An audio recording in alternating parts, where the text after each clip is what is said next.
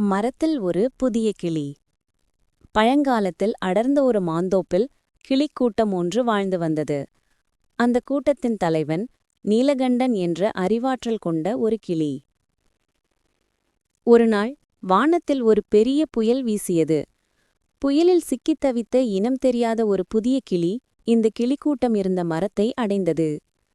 அதன் சிறகுகள் சேதமாகி மிகவும் சோர்ந்து போயிருந்தது.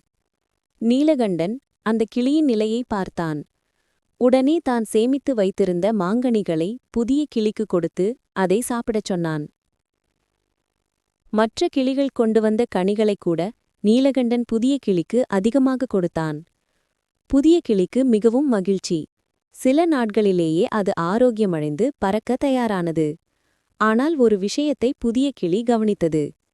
நீலகண்டன் பழைய கிளிகளைக் காட்டிலும் தனக்கே அதிக கனி கொடுத்து தனது இனக்கிளிகளை கவனிக்காமல் இருந்தான். புதிய கிளி புறப்படுவதற்கு முன் நீலகண்டனிடம் கேட்டது, நண்பா, உன் கருணைக்கு நன்றி.